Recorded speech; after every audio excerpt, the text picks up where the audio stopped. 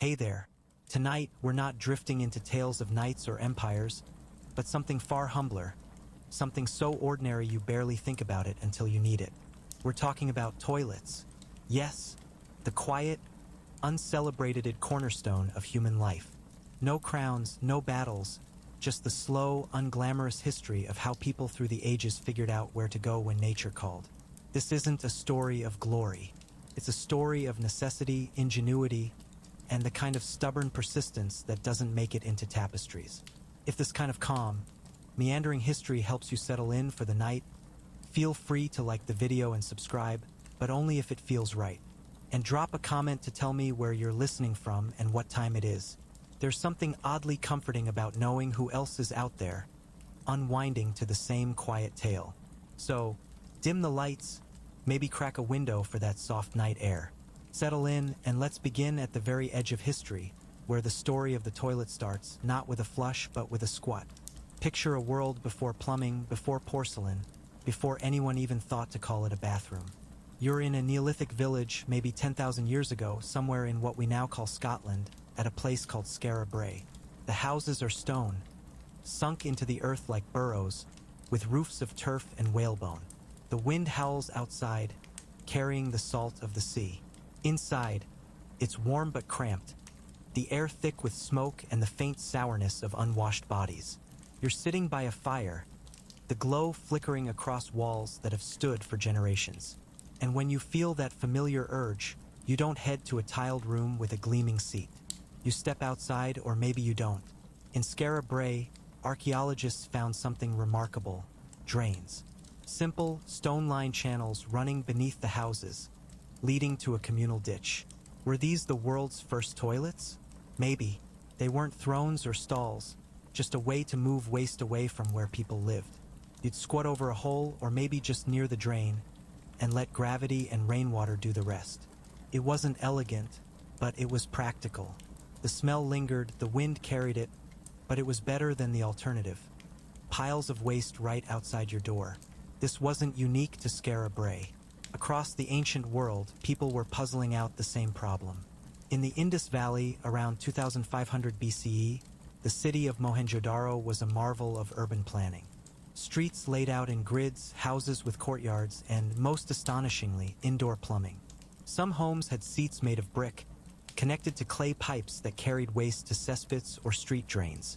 You'd sit, maybe on a wooden plank over the seat, and water from a jar would wash it away.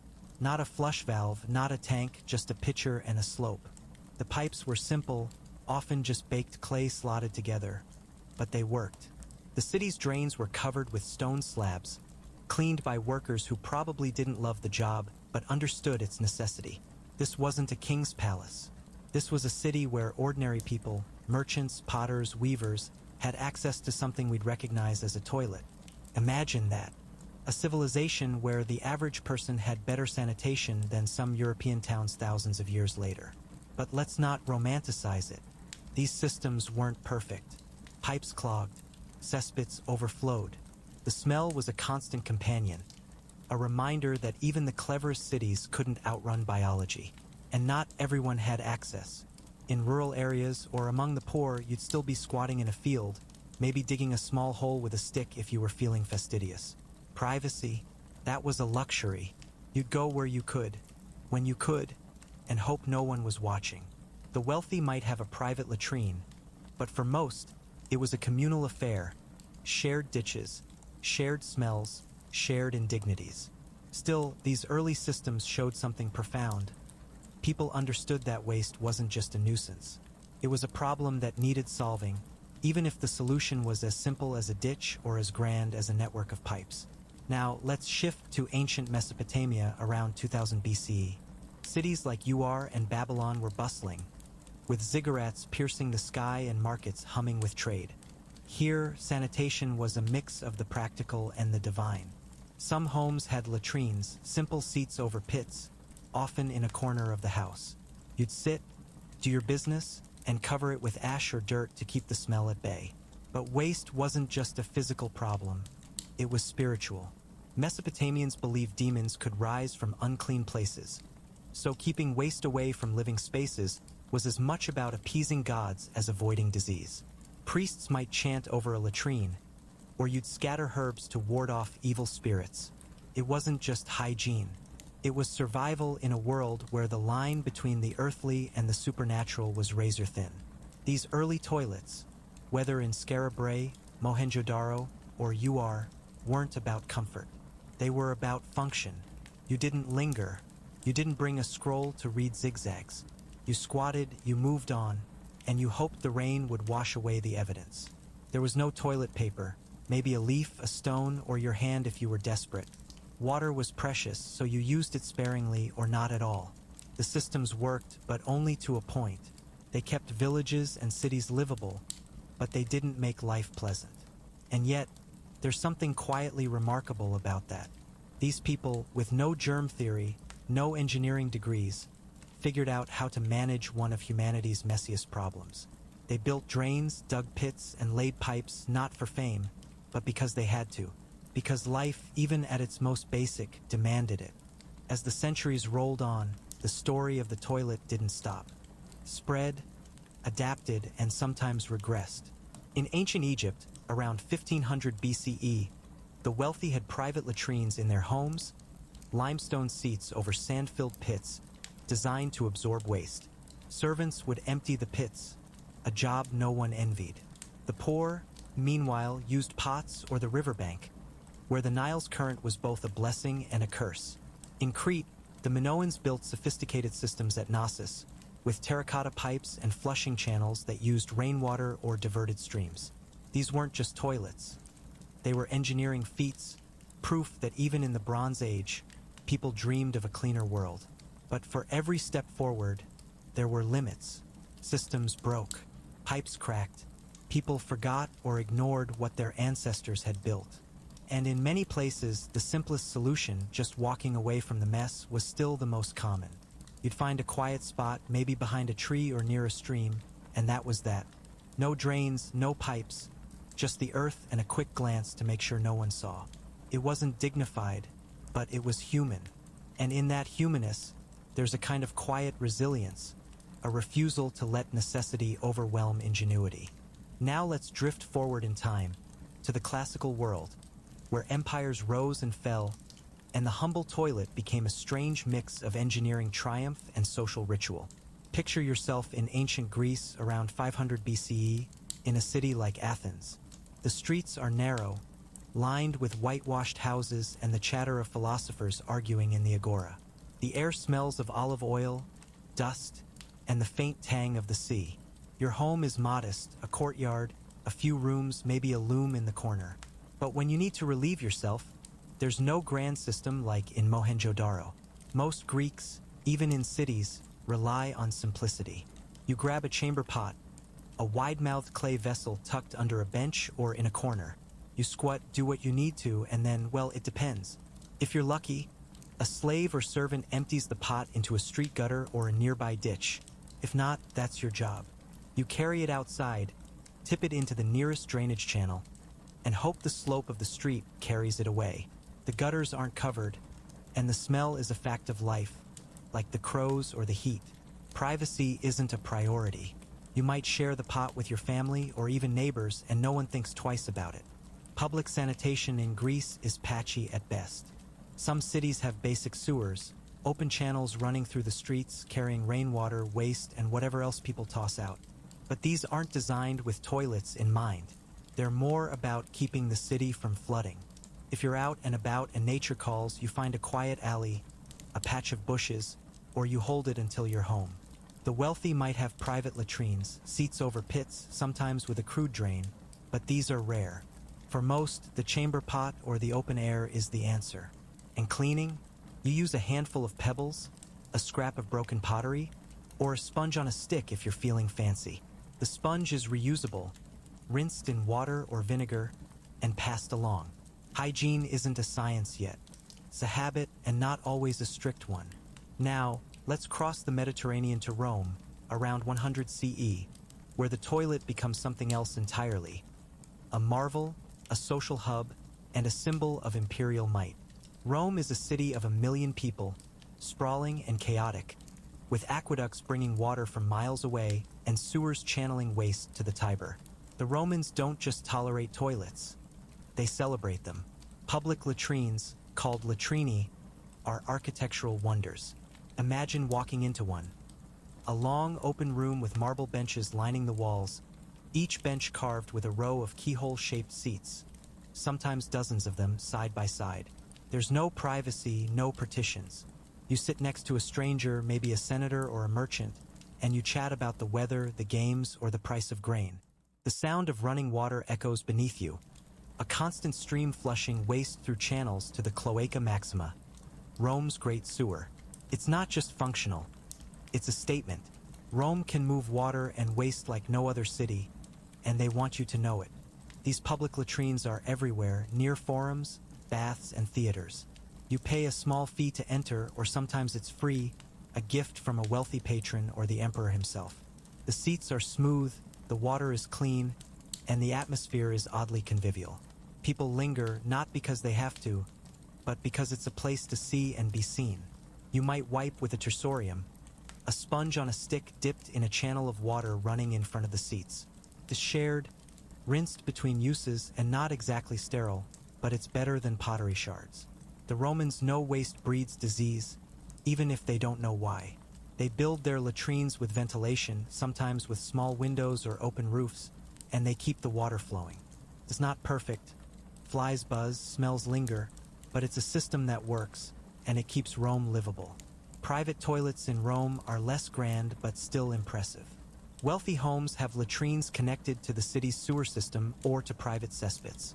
You sit on a wooden or stone seat, and a channel of water, often diverted from an aqueduct or a rooftop cistern, flushes the waste away. Poorer Romans, though, rely on chamber pots or communal latrines in apartment blocks, called insulae. These are grim, dark, cramped, and often overflowing. The pots are emptied into street gutters or carried to a falonica, a laundry where urine is collected for cleaning wool. Yes, urine was valuable, a source of ammonia for washing clothes. Waste wasn't just waste. It was a resource, and the Romans were nothing if not practical. But outside the cities, in the provinces or rural villas, toilets regress. You're back to pits, pots, or the open field. Even in Rome, not everyone has access to the gleaming latrini. Slaves and the poor squat in alleys or use buckets, and the city's sewers don't reach every corner. The Cloaca Maxima is a wonder, but it's also a catch-all for garbage, animal carcasses, and sometimes worse. Floods can send waste back into the streets, and disease spreads despite the aqueducts. The Romans built systems that dazzled, but they couldn't outrun biology. Still, their toilets, public and private, set a standard.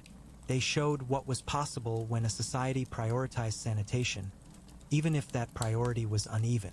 Let's pause here, in the shadow of Rome's marble latrines. There's something almost absurd about their grandeur, but also something deeply human. The Romans didn't hide their toilets. They made them public, communal, even beautiful. They turned a necessity into a civic act, a shared ritual that bound the city together. And yet, for all their aqueducts and sewers, they couldn't escape the limits of their time. The sponges weren't clean. The water wasn't always enough. And when the empire began to crack, so did the systems that kept it flushed. But for now, as you sit in that marble room, listening to the water and the chatter, there's a strange kind of comfort. Not luxury, but order. A reminder that even in a chaotic world, some things can be managed, contained, carried away. Let's move forward, into the shadow of a crumbling empire, where the story of the toilet takes a turn. Not toward progress, but backward, into a world where grand systems fray and people make do with less. It's the early Middle Ages, around 500 CE, and the Roman Empire in the West is a memory, its aqueducts crumbling, its sewers clogged, its marble latrines abandoned or scavenged for stone. You're in a small village in what was once Roman Gaul, now a patchwork of Frankish kingdoms. The air is heavy with wood smoke and the damp scent of earth. Your home is a low, timber-framed hut, its walls a mix of mud and straw, its roof thatched and sagging. There's no Cloaca Maxima here, no running water, no communal latrines with polished seats. When you need to go, you step outside, find a quiet corner behind the house, or maybe head to a shallow pit a few paces away. You squat, the wind biting your skin, and you cover the mess with dirt or straw. It's not elegant, but it's what you know. This is the age of regression. The sophisticated sanitation of Rome didn't survive the empire's fall. Aqueducts, which once carried millions of gallons of water to cities, now stand dry, their arches looming like the bones of a forgotten giant. Without water, the sewers stopped flowing. Without sewers, the public latrines became relics, their marble seats cracked or stolen, their channels filled with debris. Cities shrank. Rome's population dropped from 1 million to a few tens of thousands, and with them, the need for urban sanitation faded. People moved to villages, to farms, to places where the land was the only system that mattered. Toilets, as the Romans knew them, vanished for most. You didn't have a latrine or a chamber pot. You had the earth, a bucket, or a stream if you were near one. Waste wasn't managed. It was avoided, scattered, or ignored. In your village, sanitation is a private affair, but not in the way we think of privacy. There's no room for modesty. You share your hut with family, maybe a cousin or two, and the animals. Chickens scratching in the corner, a goat tethered near the door. If you use a bucket, it's emptied outside, maybe into a midden heap where kitchen scraps and animal dung pile up. The midden is both a problem and a resource. It stinks, attracts flies, but it's also fertilizer. Spread on fields when the season calls for it. You don't think about germs, you've never heard the word, but you know the heap breeds sickness if it's too close to the well. So you keep it at a distance, a vague rule passed down from your grandmother who learned it from hers. Cleaning after yourself is simple. A handful of straw, a rag, or just water from the stream. You don't linger, you don't dwell. It's just part of the rhythm of the day, like fetching wood or kneading bread. In monasteries, things are slightly different. Monks, with their rules and their Latin, try to preserve some of Rome's order. You're in a Benedictine monastery in 700 CE. Its stone walls a rare solidity in a world of wood and mud. The monks have a necessarium, a row of seats over a channel of diverted stream water, not unlike a Roman latrine but smaller, plainer. You sit, the cold stone biting through your robes, and the water below carries the waste away, ideally to a river or a pit far from the cloister. It's functional but not luxurious. The monks see cleanliness as godly, but not for comfort's sake, for discipline. Waste is a reminder of the body's frailty, and managing it is a small act of devotion. Outside the monastery, though, such systems are rare. Most people don't have streams to divert or stones to carve. They have fields, ditches, and the cover of night. Towns, what few exist, are filthier. In a market town in 800 CE, streets are narrow, unpaved, and slick with mud, animal dung, and human waste. Chamber pots are common here, but they're often emptied from windows into the street below, sometimes with a shouted warning, sometimes not. You learn to walk carefully, to listen for the creak of a shutter. Drains, if they exist, are open gutters, clogged with refuse and sluggish even in rain. The smell is constant, a mix of rot, livestock, and the sour edge of unwashed humanity. Disease festers in these towns. Dysentery, cholera, fevers with no name, but no one connects it to the waste underfoot.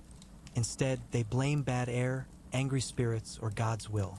You burn herbs to clear the air, carry a pomander of dried flowers, or pray harder. It's not science. It's survival. Castles, the homes of the elite, offer a slight improvement. You're a servant in a stone fortress in 900 CE, scurrying through chilly corridors. The Lord's family uses a garderobe, a small chamber jutting out from the castle wall, with a seat over a chute that drops waste to a moat or a pit below. It's private, a rare luxury, but it's not pleasant. The chute is long, the air cold, and the smell rises despite the drop. You empty the pit when it's your turn, a task that makes you curse under your breath. The Lord might toss old clothes down the chute, hence garderobe, a place to guard robes, believing the ammonia in urine repels moths. It's a small perk for the wealthy, but for you it's just another chore. Poorer castle dwellers use pots or the courtyard, and the moat, if there is one, becomes a cesspool, its water undrinkable. This world feels chaotic, but there's a strange order to it. You don't expect cleanliness or comfort. You expect to endure. Waste is part of life, like hunger or cold. You manage it as best you can. Dig a pit, empty a pot, avoid the worst puddles in the street. There's no shame in squatting by a hedge or tipping a bucket into a ditch. It's just what you do. And yet, there's a quiet ingenuity here. You learn which plants mask odors, which streams run cleanest, where to dig so the smell doesn't drift back. You reuse waste as manure, turning decay into growth. It's not a system, not in the Roman sense, but it's a way of living patched together from necessity and habit. As the centuries creep toward the high Middle Ages, the toilet remains a problem unsolved, or barely solved. The knowledge of Rome, its pipes, its sewers, fades into legend, like stories of dragons or saints. You hear tales of cities where water flowed like rivers, but you don't believe them. Your world is smaller, dirtier, but it's yours. You know the path to the pit, the weight of the bucket, the sting of winter air on bare skin. And in that knowledge, there's a kind of peace, not joy, but acceptance. The world is messy, but you've carved out a corner of it, and for now, that's enough. Let's drift deeper into the Middle Ages, around 1100 CE, where the world is stirring again. Towns are growing, trade is creeping back, and the church's bells mark the rhythm of life. You're in a bustling market town in England, where the streets are a tangle of mud, straw, and the clatter of carts. The air carries the scent of baking bread, livestock, and the sharp, unavoidable whiff of waste. Sanitation hasn't caught up with the crowds. The toilet, such as it is, remains a stubborn problem, less a system, more a patchwork of habits and half-measures. Your home is a timber-framed house, its upper story jutting over the street to steal a bit of space. Inside, there's a single room where you cook, sleep, and live, and when nature calls, you reach for a chamber pot, a chipped clay vessel tucked under the bed. You squat, the floorboards creaking, and later you or someone else empties it into the street below. You shout, "Guard is low. Watch out for the water," if you're feeling courteous. But the splash and the curses from below are part of the town's daily music. Public sanitation is a dream from a lost age. The Roman sewers are long gone, and the town's drains, if you can call them that, are open ditches, sluggish with mud and refuse. Waste from chamber pots, butcher shops, and stables mingles in these gutters, turning streets into a stew of filth. You step carefully, your boots caked by noon, and you pray for rain to wash it away, though rain just turns the streets to sludge.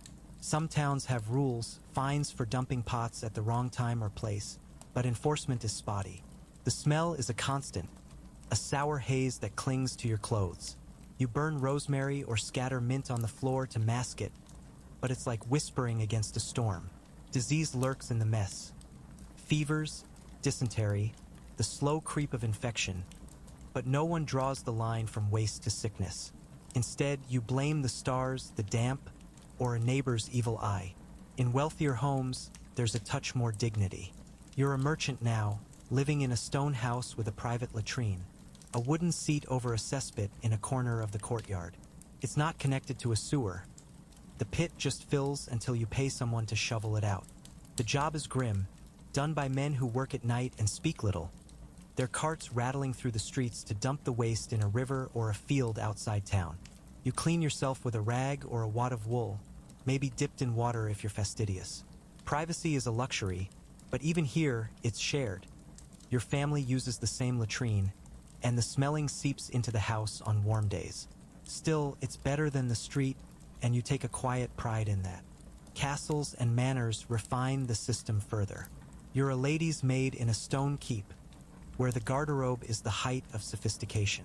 It's a small room, high in the tower, with a stone seat over a chute that drops waste to a moat or a pit far below. The chute is narrow, the air chilly, and the seat worn smooth by years of use.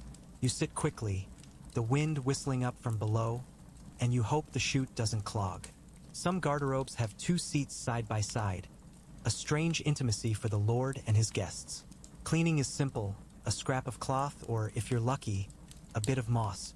The pit below is emptied by servants, a task you avoid when you can, But the moat, if the castle has one, is a problem. It's a sewer in all but name, it's waterfoul and undrinkable. You've heard stories of invaders climbing garderobe chutes to breach a castle, and you shudder at the thought, not just for the danger but the filth.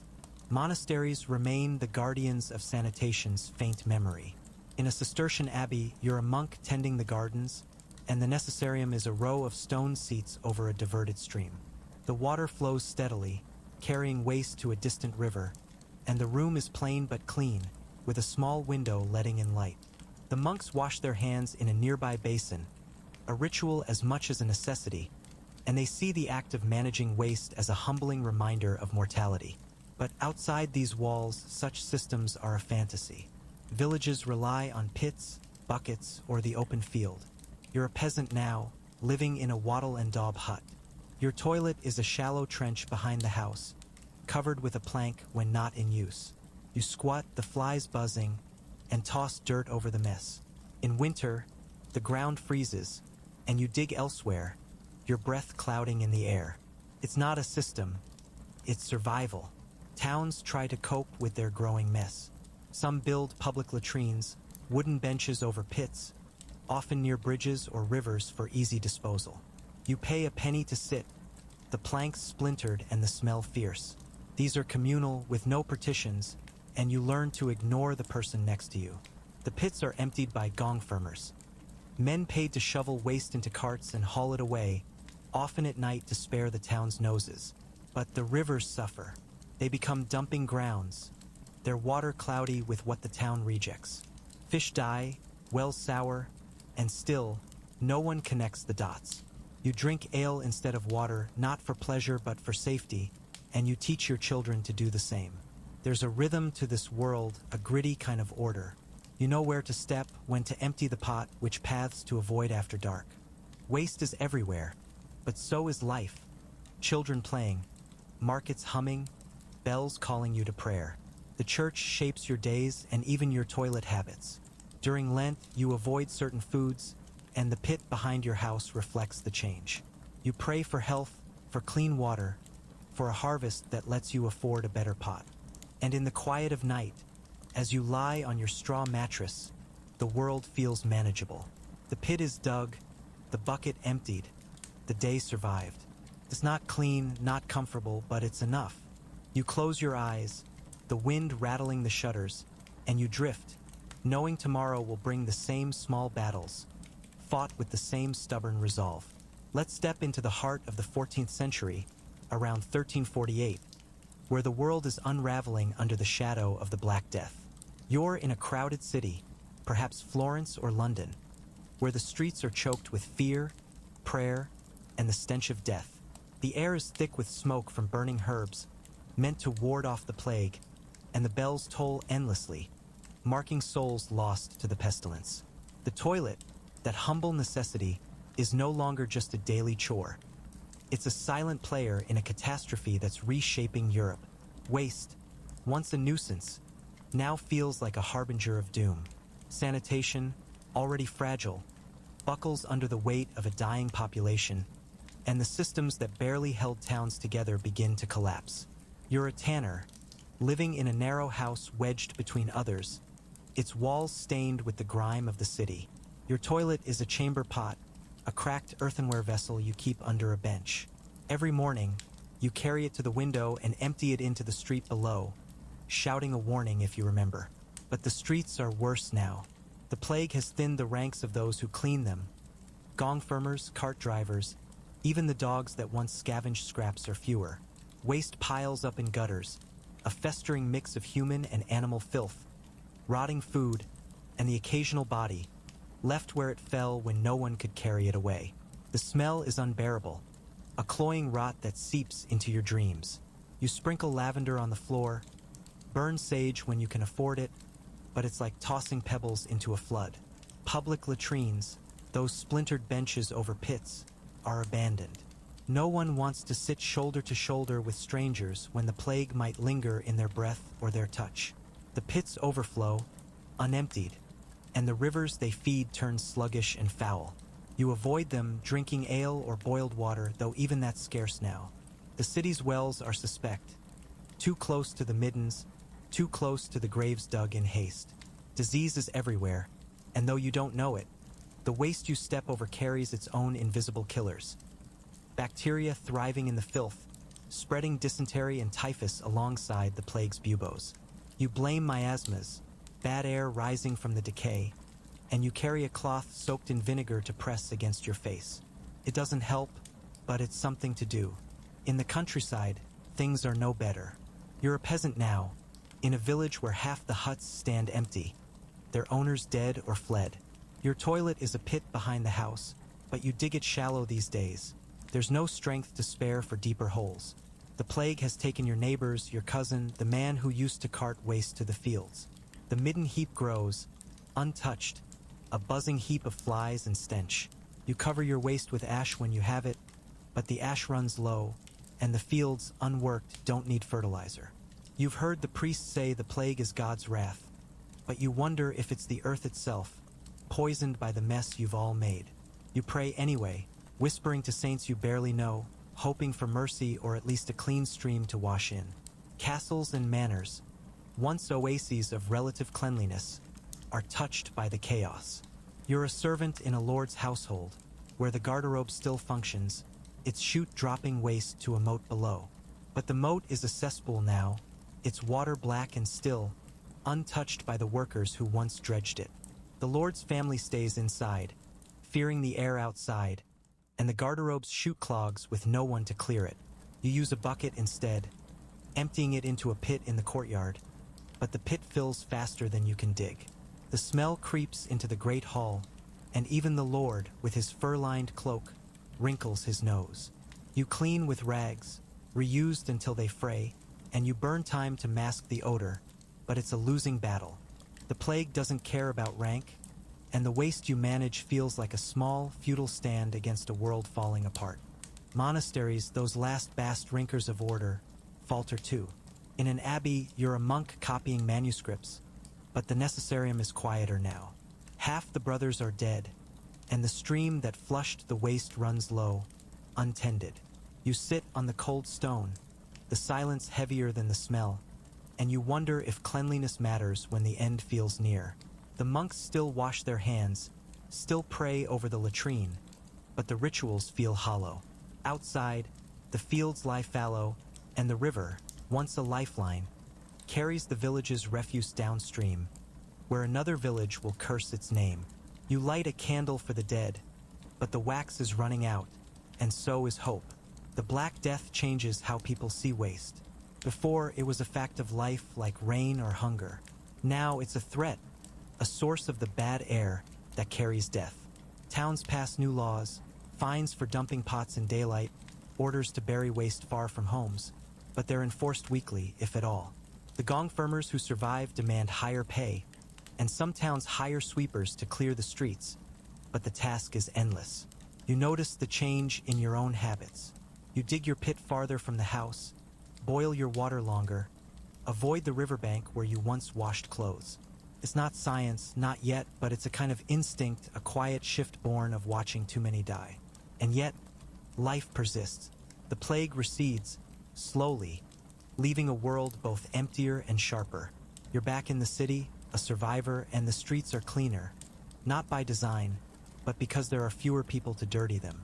The chamber pot is still your companion, but you empty it with care, choosing a ditch far from the well.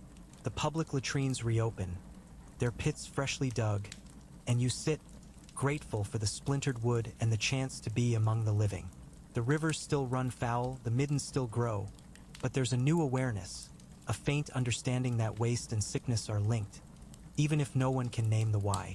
You teach your children to dig deeper pits, to wash their hands, to pray not just for salvation but for a day without fever.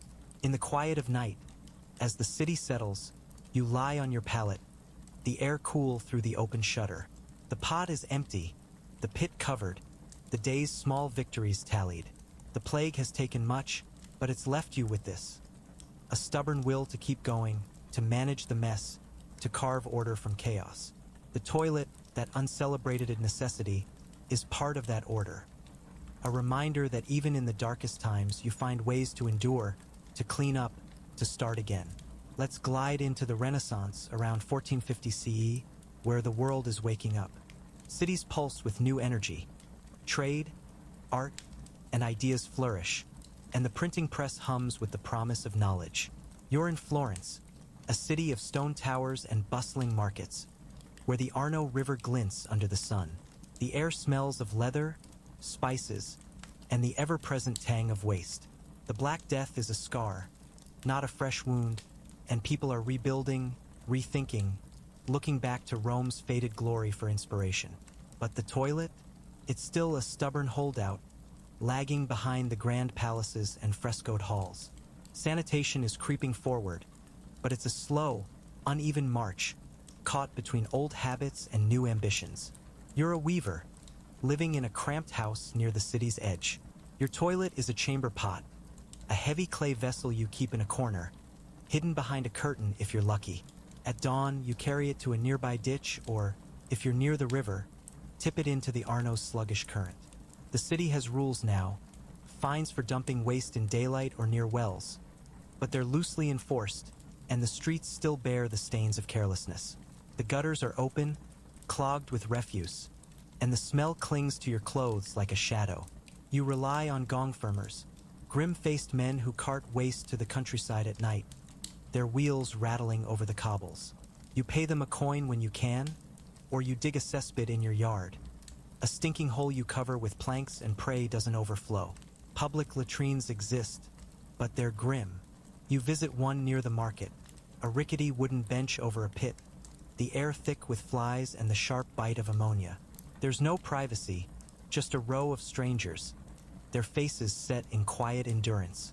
You pay a halfpenny to sit, clean yourself with a scrap of cloth, and leave quickly. The pit is emptied when it's full, but the river takes the brunt, turning murky with the city's leavings.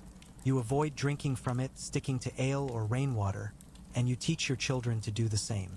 The plague taught your grandparents to fear bad water, and though no one knows why, the lesson sticks. You boil what you can, burn herbs to clear the air, and keep your distance from the worst alleys. In wealthier homes, sanitation takes a step forward. You're a servant now, working in a merchant's palazzo, its walls hung with tapestries and its floors swept clean. The master has a private latrine, a wooden seat over a cesspit, tucked in a small room off the courtyard. It's not flushed, but it's emptied regularly by hired hands, and the smell is bearable if the wind is kind. You clean the seat with vinegar, a task you don't mind, and you envy the master's privacy, a luxury you've never known. Some grand houses experiment with piped water, using lead or clay tubes to bring in a trickle from a nearby spring, but it's rare and unreliable. The pipes clog, the water slows, and most still rely on buckets or the river. You hear rumors of distant cities, Venice perhaps, where canals flush waste away, but in Florence, the Arno is more sewer than savior. Castles and manors refine the garderobe, making it a mark of status. You're a page in a noble's estate, where the latrine is a stone nook high in the tower, its chute dropping to a moat or a pit below.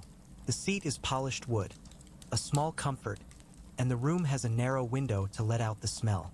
You clean with wool or linen scraps, softer than the rags you used as a child, and you sprinkle dried herbs to keep the air tolerable. The moat is a problem, though. Its water is foul, and the Lord grumbles about the cost of dredging it. Some nobles talk of Rome's aqueducts, dreaming of water that flows like magic, but no one knows how to rebuild them. Instead, you empty buckets, dig pits, and curse the flies that swarm in summer. Monasteries, as always, hold fast to order. In a Franciscan friary, you're a novice, and the necessarium is a row of seats over a channel fed by a diverted stream. The water flows steadily, a faint echo of Roman engineering, and the room is scrubbed daily, a task you share with the other novices. You wash your hands in a stone basin, a ritual that feels holy, and you pray as you work, thanking God for the stream that carries the waste away. The friars teach you to see cleanliness as a path to virtue, but you notice the river downstream, where villagers fish in water you know isn't clean. You wonder if your prayers reach them, or if the river carries your sins along with your waste. The Renaissance brings a new curiosity about the body and the world. You're in a scholar's study, surrounded by books and the faint smell of ink. The scholar reads Vitruvius, a Roman architect, and marvels at descriptions of sewers and aqueducts. He sketches plans for piped water, for drains that could clean a city, but they're just dreams, paper and ink, not stone and sweat. The city's rulers talk of sanitation, spurred by the memory of plague, and some hire engineers to dig new ditches or pave streets to ease the flow of waste. But progress is slow. Lead pipes are costly, clay pipes crack, and the gong firmers are cheaper than rebuilding a city. You hear of inventions, a valve here, a pump there, but they're for fountains or mills, not toilets. The chamber pot reigns supreme, and the river remains the final judge. Yet there's a shift, subtle but real. You notice it in the streets, where sweepers work more often, paid by a city council desperate to keep trade flowing. You see it in the markets, where butchers are fined for tossing guts in the gutters. You feel it in your own home, where you dig your cesspit deeper, farther from the well, and teach your children to wash their hands, not just for God but for health. The word germ is centuries away, but you sense the danger in filth, a lesson carved by plague and loss. The toilet is still a pot, a pit, a chute, but it's also a question. One the Renaissance is starting to ask, even if the answers are out of reach. In the quiet of night, as Florence sleeps, you sit by your hearth, the chamber pot emptied and the shutters closed. The city hums with possibility. Painters, poets, builders dreaming of a world remade. The toilet isn't part of their grand visions, but it's part of yours. You imagine a day when waste doesn't choke the streets, when water flows clean and the air doesn't bite. It's a small dream, unglamorous, but it's yours. You bank the fire, lie down, and drift. The rhythm of the city carrying you to sleep, one stubborn step closer to a cleaner world. Let's step into the early modern era around 1596 CE, where the world is tilting towards something new. You're in London, a city swelling with trade and ambition. Its streets a chaotic blend of timber houses, muddy lanes, and the clamor of merchants. The Thames River churns through the heart of it, carrying ships, refuse, and the city's hopes. The Renaissance has sparked invention, and science is beginning to whisper answers to questions once left to priests. But the toilet? It's still a stubborn relic of the past for most. A chamber pot, a cesspit, or a quick squat in an alley. Yet, in this age of exploration and ingenuity, a quiet revolution is brewing, one that will transform the humble act of waste disposal. The flush toilet, a dream of flowing water and clean pipes, is born, even if it's a flicker of genius that won't catch fire for centuries. You're a tailor, living in a cramped house near Cheapside. Your toilet is a chamber pot, a dented pewter one you inherited from your mother. You keep it under the bed, emptying it each morning into a ditch or the Thames if you're close enough. The city's streets are filthier than ever, swollen with newcomers chasing wealth. Open gutters brim with waste, human, animal, and the runoff of butchers' stalls. The smell is a constant, a sour fog that settles in your throat. You burn cloves when you can afford them, but the air never clears. Gong firmers still haul waste at night, their carts creaking under the load, but they can't keep up. The river is a sewer, its water undrinkable, and you stick to ale like everyone else. New laws demand you empty pots at designated spots, but enforcement is a joke, and the streets stay slick with filth. Public latrines are scarce and grim. You visit one near the docks, a sagging wooden bench over a pit, the air heavy with rot. You pay a penny, sit quickly, and clean with a rag you carry for the purpose. The pit is rarely emptied, and the river takes the overflow, turning the Thames into a sluggish stew. You've heard of plague and disease, and you avoid the latrine when you can, preferring a quiet corner or your pot at home. The city's wells are tainted, too close to cesspits, and you boil water when you have the fuel. You don't know why it helps, but your grandmother swore by it, and she survived the last fever. In wealthier homes, there's a hint of progress. You're a servant now, working in a merchant's grand house, its halls lined with oak and candlelight. The master has a private latrine, a wooden seat over a cesspit, built into a closet off his chamber. It's not flushed, but it's cleaned daily by a boy hired for the task, and the smell is masked with herbs strewn on the floor. Some houses have house of office, a polite term for a latrine built over a stream or a deep pit, but they're rare. You envy the master's privacy, though you share a pot with the other servants, emptying it into a cart that comes weekly. You hear whispers of piped water, lead tubes bringing springs to the rich, but it's for drinking or fountains, not waste. The cesspit remains king, and the river its reluctant queen. Then, a spark of genius. You're at court, a minor clerk, and you hear of Sir John Harington, a poet and godson to Queen Elizabeth I. In 1596, he builds something extraordinary. A flush toilet, or as he calls it, a water closet. You imagine it, a wooden seat over a cistern, a valve that releases water to wash waste through a pipe to a cesspit below. Harington installs one at his manor and another for the Queen at Richmond Palace. You've never seen it, but you hear it described. A brass valve, a rush of water, a clean bowl after. It's a marvel, like something from Rome's lost age, but it's not perfect. The pipes are crude, the valve leaks, and the cesspit still needs emptying. The Queen, amused but practical, keeps it more as a curiosity than a necessity. Harington writes a book, The Metamorphosis of Ajax, a pun on Ajax, slang for a toilet, detailing his invention with wit and diagrams. You chuckle at the title, but the idea feels distant, a toy for the rich. Harington's flush toilet doesn't catch on. It's too expensive, too complex, and London lacks the sewers to make it practical. You're back in your tailor's life, and the chamber pot is still your reality. But the idea lingers like a seed in fallow ground. Across Europe, others tinker with water and waste.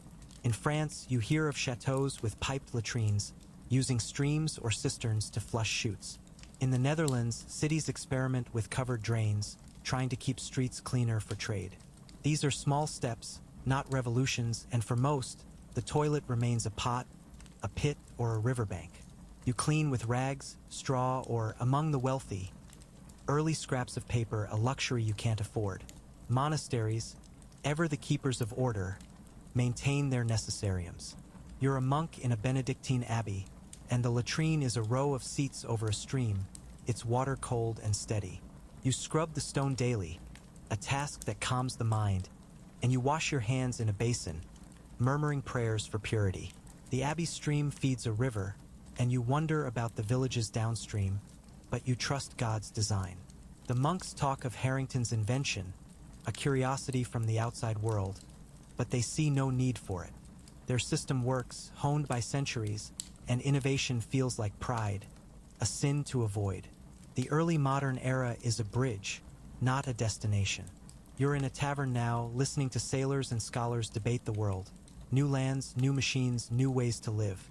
Sanitation isn't their focus, but it's in the air, a quiet hum beneath the noise. Cities grow, and with them, the mess. The plague's memory lingers, pushing towns to pave streets, dig deeper pits, hire more sweepers. You notice it in your own life. You empty your pot farther from the well, scrub it with vinegar, teach your children to avoid the river's edge. Science is stirring, and with it, a faint understanding that waste breeds sickness, even if the word bacteria is still unborn. In the quiet of night, as London's lanterns flicker, you sit by your window, the chamber pot tucked away. The city is loud with dreams, of ships, of empires, of machines that might one day change the world. Harington's flush valve is a whisper of that future, a promise that water might one day conquer waste. You don't expect to see it, but you feel the shift, the slow turn towards something cleaner, simpler, better. You close the shutters, lie on your straw bed, and drift, the Thames murmuring outside, carrying the city's secrets and its filth into the dark. Let's move into the Enlightenment around 1750 CE, where reason lights the way and the world feels like it's on the cusp of transformation. You're in Paris, a city of grand boulevards and cramped alleys, where philosophers debate liberty and scientists peer through microscopes. The Seine River cuts through the heart of it, carrying barges, waste, and the faint promise of progress. The chamber pot still rules most homes, but the air hums with new ideas about health, cleanliness, and the role of cities in managing both. The toilet, long an afterthought, is starting to catch the eye of inventors and reformers. Sanitation is becoming a public concern, not just a private chore, and the seeds planted by Harrington's flush valve are beginning to sprout, even if the harvest is still decades away. You're a baker, living in a narrow house near the market. Your toilet is a chamber pot, a sturdy tin one you empty each morning into a street gutter or a cart that passes weekly. Paris is crowded, its population swelling, and the streets are a mess. Mud, manure, and human waste mingle in open drains that rarely flow. The smell is relentless, a sour weight that clings to your apron. You scatter lavender on your floor, burn rosemary when the stench creeps in, but it's a losing battle. Gong firmers, or vidangeurs here, haul waste to the city's edges, but they're overwhelmed, and the Seine bears the brunt. It's water brown and unfit for drinking. You rely on ale or boiled water from a well, praying it's clean. New city ordinances demand waste be dumped at night or in designated pits, but old habits die hard, and the gutters stay foul. Public latrines are more common but no less grim. You visit one near the Pont Neuf, a rickety structure over a pit, its wooden benches worn and splintered. You pay a sou, sit among strangers, and clean with a scrap of cloth or, increasingly, a torn page from a cheap pamphlet, a small nod to the printing press. The pit is emptied irregularly, and the river takes the overflow, poisoning the water downstream. You avoid these places when you can, wary of the diseases that seem to linger in their damp air. The memory of plague and cholera looms, and you've heard doctors talk of miasmas, bad air born of filth that carries sickness. You don't understand it, but you dig your cesspit deeper, keep it far from your well, and teach your children to wash their hands with soap, a habit once reserved for the rich. In wealthier homes, sanitation edges forward. You're a maid in a bourgeois mansion where the master has a close stool, a padded chair with a pot beneath, tucked in a curtained alcove. It's private, emptied daily by servants like you, and the smell is masked with dried herbs or a splash of perfume. Some houses have latrines over cesspits, cleaned by vidangeurs, and a few boast piped water, lead tubes bringing a trickle from a city fountain. But these are for washing or drinking, not flushing. The idea of a flush toilet, like Harrington's, is a rumor, a tale of English oddity. You hear of experiments, valves, cisterns, pipes, but they're for the elite, not your world. Your job is to empty the clothes stool, scrub it with vinegar, and keep the master's linens clean, a task that feels like dignity compared to the street. The Enlightenment brings inventors to the table. You're in a coffee house, eavesdropping on engineers and philosophers. They talk of Alexander Cumming, a Scottish watchmaker who, in 1775, patents a flush valve with an S-trap, a curved pipe that holds water to block sewer smells. It's a leap from Harrington's leaky design, but it's still rare, built for the wealthy who can afford the pipes and cisterns. A few years later, Joseph Bramah, a London cabinet maker, improves it with a hinged valve and a tighter seal, making the flush smoother and more reliable. You've never seen these contraptions, but you hear they're in grand houses, where water rushes through porcelain bowls, leaving them clean. It sounds like magic, but it's a luxury. Costly, complex, and useless without sewers, which Paris lacks. The river and the cesspit remain the city's workhorses. Public health is stirring, too. You're at a market where a doctor hands out pamphlets, urging cleanliness to fight disease. The idea that filth breeds sickness is taking root, though no one mentions germs yet. Cities like Paris and London start to act, paving streets, digging covered drains, banning daytime pot dumping. You notice more sweepers, their brooms a faint defense against the tide of waste. Some neighborhoods get public wells, guarded from cesspits, and you see signs warning against fouling them. It's not enough, but it's a start. The wealthy build private sewers, small networks of pipes to carry waste to the river, but they're piecemeal, and the poor still rely on buckets and ditches. You hear of cholera outbreaks in distant cities, and you wonder if Paris will be next, its river a silent threat. Monasteries, as ever, cling to tradition. You're a lay brother in a Dominican priory, where the necessarium is a row of stone seats over a stream, scrubbed daily and flushed by nature. You wash your hands in a basin, a ritual of faith and hygiene, and you pray for the city beyond the walls, where filth seems to mock your order. The brothers discuss the new flush valves, but they see no need for them. Their stream works and God provides. Yet you notice the river downstream, where fishermen curse the water's murk, and you wonder if the city's sins are piling up, carried by the current. The Enlightenment is a time of tension, between old ways and new, between the chamber pot and the dream of flowing water. You're in a tavern now, listening to talk of colonies, steam engines, and the rights of man. Sanitation is a quieter topic, but it's there, in the grumbling about stinking streets and tainted wells. You feel it in your own life. You scrub your pot harder, dig your pit farther from the house, buy soap when you can. The flush toilet is a distant star, visible but out of reach, a promise for the rich or the future. Yet the idea of cleanliness, of a city that doesn't choke on its own waste, is taking hold, fueled by reason and fear of the next plague. In the quiet of night, as Paris hums under lantern light, you sit by your hearth, the chamber pot stowed and the shutters open to the cool air. The city dreams of greatness, of art, science, and freedom. The toilet isn't part of those dreams, not yet, but it's part of yours. You imagine a day when waste vanishes with a rush of water, when streets don't reek and rivers run clear. It's a small hope, practical and unpoetic, but it's enough. You bank the fire, lie down, and drift. The Seines murmur a reminder that change, like water, finds a way. Let's plunge into the Industrial Revolution around 1850 CE, where the world is roaring with change. You're in London, a city of smoke and steam, where factories belch soot and the streets pulse with workers, carts, and ambition. The Thames River is a choked artery, thick with sewage and the refuse of a million souls.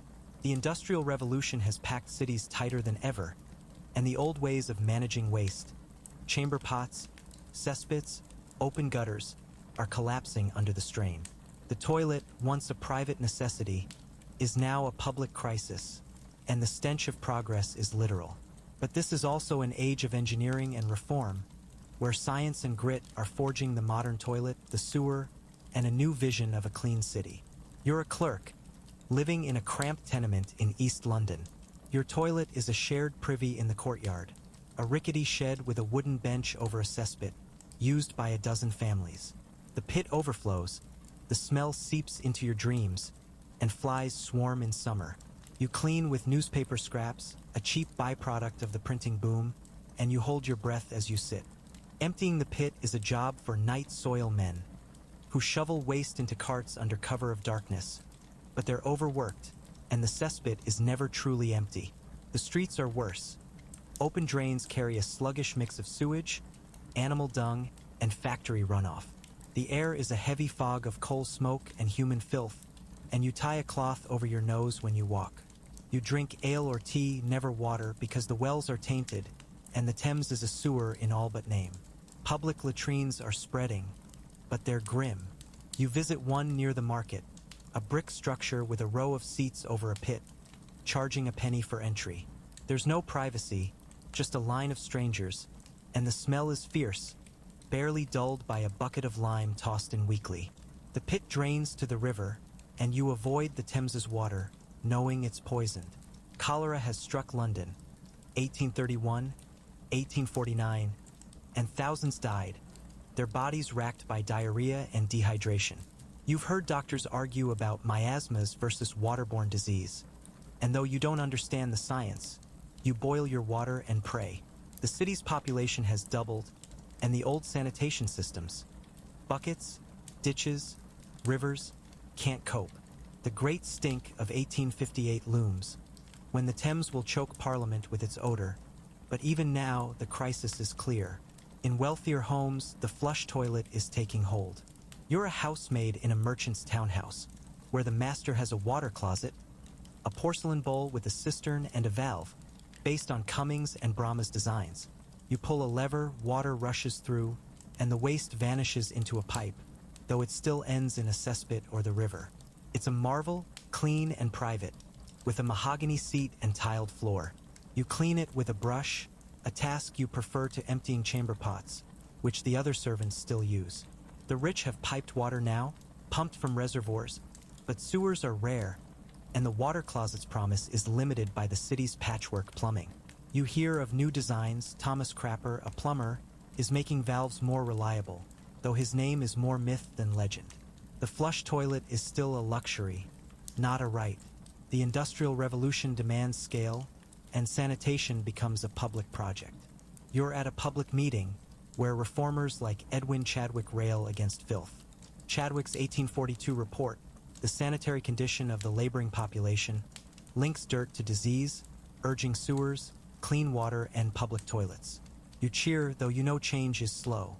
Engineers like Joseph Bazalgette are planning London's salvation, a vast sewer network, miles of brick tunnels to carry waste to the sea. By the 1860s, Bazalgette's sewers will transform the city, but for now, you live with the stench. Cities across Europe and America follow suit. Paris, with its Haussmann boulevards, builds sewers. New York experiments with piped water. The flush toilet spreads as sewers grow, turning a rich man's toy into a middle-class dream. Science is rewriting the rules. You're in a lecture hall listening to John Snow, a doctor who, in 1854, traces a cholera outbreak to a contaminated pump in Soho. He doesn't mention germs. Louis Pasteur's work is just beginning, but he proves water, not air, carries the disease. You start to see the toilet differently. Not just a convenience, but a barrier against death. Governments act, slowly. Public water closets appear, cast iron stalls with flush valves, often free or a penny to use. You visit one, marveling at the clean porcelain and the rush of water, though the pipes still lead to the river. Toilet paper, mass-produced by the 1880s, replaces rags and newsprint, a small comfort you save for special days. Monasteries, once sanitation's guardians, fade from the story. You're a visitor at an old abbey, where the necessarium still functions, its stream flushing waste as it has for centuries. The monks are fewer now, their role eclipsed by engineers and bureaucrats. You admire their system, but it feels like a relic, outpaced by the clank of steam pumps and the hum of progress. The city, not the cloister, is where sanitation lives now. The Industrial Revolution is a turning point. You're in a factory, surrounded by workers who dream of better lives. The flush toilet, once a curiosity, is becoming a symbol of modernity, though it's still out of reach for most. Sewers are the real heroes, invisible but vital, carrying waste away from homes and streets. You notice the change in your own life. A new public well, cleaner than the old. A privy scrubbed more often. A sense that filth isn't forever. Cholera retreats as water purifies, and you teach your children to trust the tap, not the river. The word bacteria is new, but you feel its truth in the air, cleaner now than it was. In the quiet of night, as London's gaslights glow, you sit by your window, the privy's stench a little fainter. The city is a machine, grinding toward a future where waste doesn't rule. The flush toilet, the sewer, the clean water, they're not just inventions, but promises. Of health, dignity, a life less burdened by filth. You close the shutters, lie on your cot, and drift. The Thames quieter now, its secrets buried in Bazalgette's tunnels, flowing toward a cleaner dawn. Let's step into the 20th century, around 1900 CE, where the world is racing forward, powered by electricity, industry, and a new faith in progress. You're in Chicago, a city of skyscrapers and stockyards, where the streets hum with streetcars and the Chicago River, once reversed to keep its filth from Lake Michigan, carries the city's waste away. The Industrial Revolution sanitation reforms have taken root, and the flush toilet is no longer a luxury but a standard, at least in cities. Sewers snake beneath the streets, clean water flows from taps, and the science of germs, now understood thanks to Pasteur and Koch, is reshaping how you live. The toilet, once a symbol of struggle, is now a quiet triumph, a cornerstone of modern life, though its journey isn't over. Rural areas lag, and the global story of sanitation is still uneven.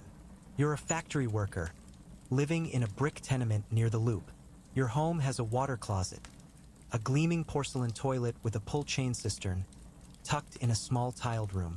You flush, and the waste vanishes into a sewer pipe, carried to a treatment plant or, more likely, the river. It's a marvel compared to the privies of your childhood, shared with neighbors and buzzing with flies. You clean the bowl with a brush and a tin of powdered cleanser, and you use toilet paper, now cheap and rolled, a far cry from the rags or newsprint your parents used.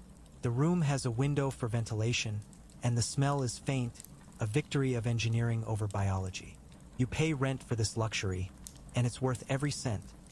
Privacy, cleanliness, and a sense that the world is finally taming its mess. Public restrooms are everywhere now. You visit one at Union Station, a row of porcelain stalls, each with a flush valve and a thin partition for privacy.